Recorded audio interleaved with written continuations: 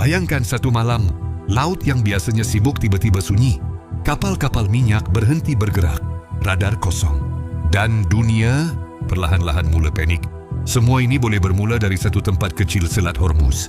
Seorang tokoh penting dari Iran, Ali Akbar Velayati, memberi amaran yang bukan sekadar retorik politik. Beliau menyebut tentang mischief, kekacauan yang boleh berlaku di Selat Hormuz.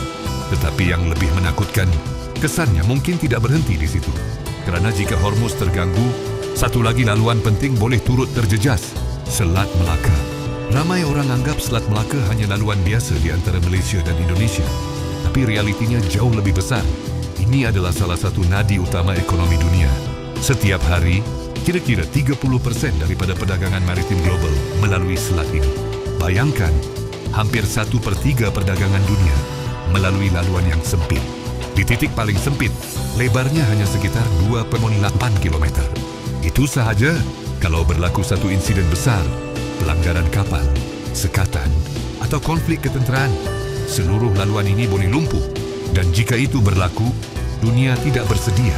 Setiap hari, dianggarkan antara 23 hingga 25 juta tong minyak mentah dihantar melalui laluan ini.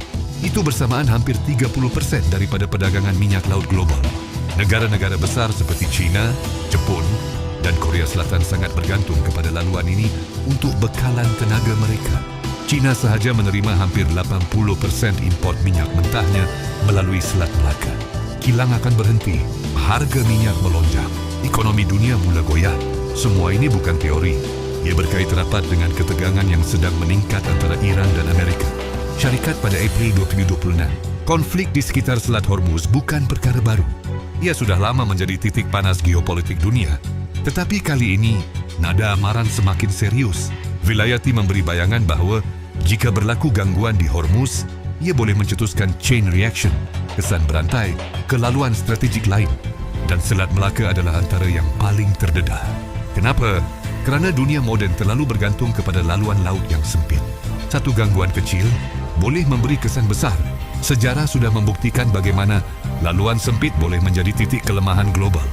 Dalam konflik moden, sasaran bukan lagi sekadar bandar atau tentera, tetapi infrastruktur penting seperti pelabuhan dan laluan perdagangan. Dan Selat Melaka adalah sasaran paling berharga. Bayangkan beribu-ribu kapal yang melalui selat ini setiap tahun. Kapal kontainer, kapal minyak, kapal kargo, semuanya bergerak dalam ruang yang terhad. Satu kesilapan sahaja boleh mencetuskan bencana. Dan jika ada pihak yang sengaja mencetuskan kekacauan, kesannya bukan hanya kepada Malaysia atau Indonesia, tetapi kepada seluruh dunia.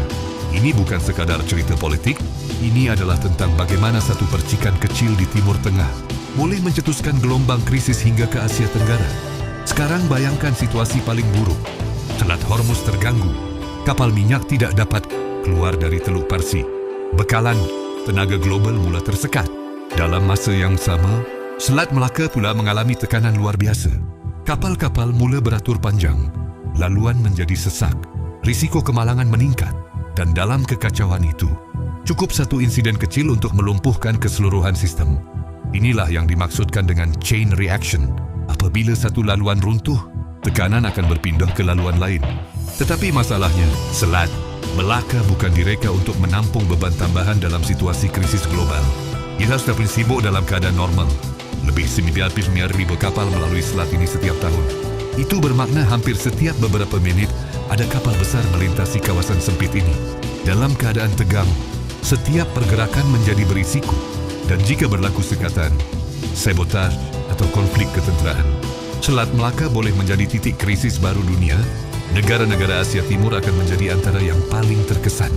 China, Jepun, dan Korea Selatan bergantung hampir sepenuhnya kepada laluan ini untuk tenaga dan perdagangan. Tanpa minyak, tanpa perdagangan, ekonomi mereka boleh lumpuh dalam masa yang singkat. Dan apabila ekonomi besar terganggu, seluruh dunia akan merasainya. Harga barang naik, rantaian bekalan terganggu, inflasi meningkat, dan akhirnya rakyat biasa yang menanggung kesan paling besar. Apa yang lebih menakutkan, semua ini boleh berlaku tanpa satu pun peluru dilepaskan. Cukup sekadar gangguan strategik di lokasi yang tepat. Inilah realiti perang moden. Bukan lagi tentang siapa paling kuat, tetapi siapa yang mengawal laluan paling penting. Dan Selat Melaka adalah salah satu daripadanya. Malaysia, sebagai negara yang berkongsi laluan ini, berada di barisan hadapan. Apa sahaja yang berlaku di sini akan memberi kesan langsung kepada keselamatan dan ekonomi negara. Tetapi cabarannya bukan kecil. Bagaimana untuk melindungi laluan sepanjang ratusan kilometer yang sentiasa sibuk dan terbuka kepada dunia? Ini bukan sekadar tanggungjawab satu negara, tetapi kerjasama serantau dan global. Kerana jika satu titik gagal, kesannya akan merebak ke seluruh sistem.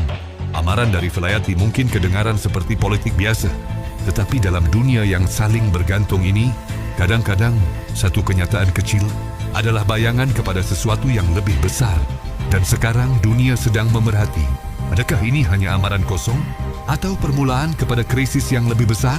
Jawapannya masih belum pasti.